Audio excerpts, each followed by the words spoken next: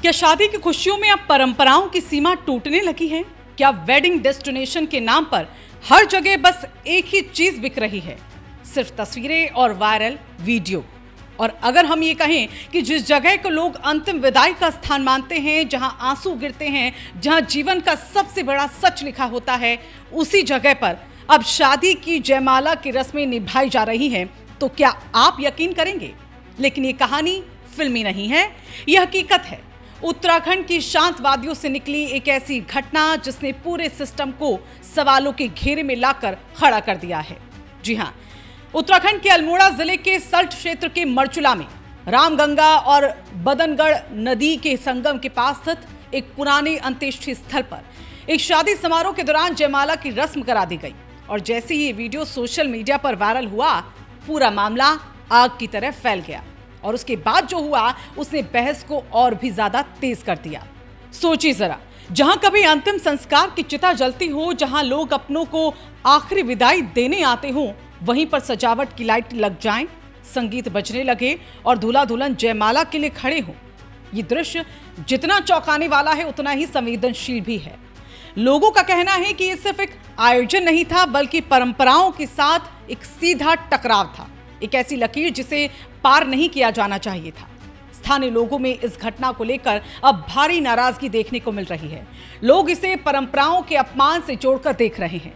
उनका इस पर साफ कहना है, शादी एक पवित्र शुरुआत है और शमशान जीवन का सबसे बड़ा सत्य।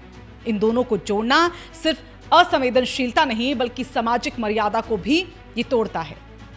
कुछ लोगों ने तो यहां तक ये कह दिया कि अगर वेडिंग डेस्टिनेशन के नाम पर यही सब चलता रहा तो आने वाले वक्त में, आने वाले समय में कोई भी जगह पवित्र नहीं बचेगी। वहीं मामला बढ़ा तो प्रशासन भी हरकत में आ गया। तहसीलदार आबद अली ने इस पूरे प्रकरण को गंभीर माना और ये साफ कहा इस पर कि रिजॉर्ट संचालक से पूछताछ की जाएगी और उसके बाद उचित कार्रवाई इस पर होगी। और उन्होंने ये भी माना है कि किसी भी सार्वजनिक स्थल और खासकर शमशान घाट जैसी संवेदनशील जगहों को इस तरह की जो गतिविधि है वहां पर पूरी तरह से गलत है। लेकिन बड़ा सवाल अब भी वही खड़ा है, क्या ये सिर्फ एक आयोजन की गलती है या फिर वेडिंग डेस्टिनेशन के नाम पर चल रहे नए ट्रेंड की एक झलक भी है? उत्तराखंड सरकार लगातार प्रदेश को वेडिंग डेस्टिनेशन हब बनाने की दिशा में काम कर रही है। देवभूमि को अंतर्राष्ट्रीय शादी पर्यटन केंद्र के रूप में विकसित करने की कोशिश जारी है। लेकिन इसी बीच अगर ऐसे मामले सामने आने लगे तो क्या ये ब्रांडिंग पर सवाल नहीं खड़े करेगा? ये पूरा मामला अब सिर्फ एक शादी तक सीमित नहीं रह गया है, बल्कि ये एक बड़े टकराव की तस्वीर भी बन गया है।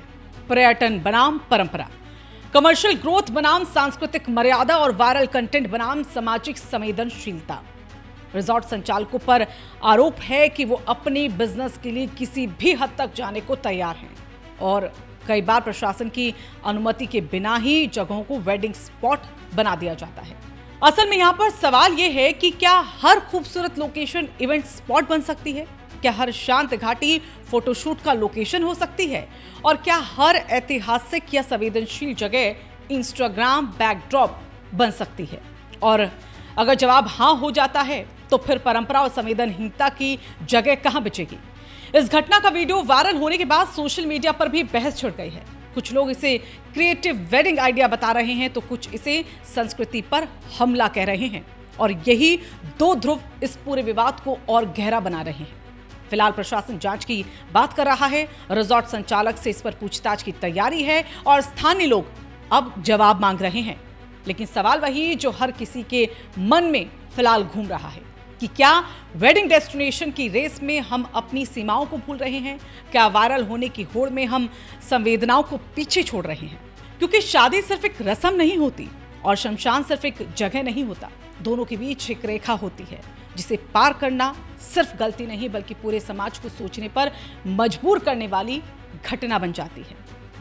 अगर आपको भी लगता है कि परंपराओं और संवेदनाओं का सम्मान होना चाहिए तो इस वीडियो को आप लाइक जरूर कीजिएगा और ऐसे ही सच्ची और सनसनीखेज खबरों के लिए हमारे चैनल को सब्सक्राइब करना ना भूलें। और हाँ, इस मुद्दे पर आपकी क्या राय है, आप क्या सोचते हैं, हमें नीचे कमेंट बॉक्स में जरूर बताएं। शेयर करें ताकि ये सवाल हर किसी तक पहुंच पाए।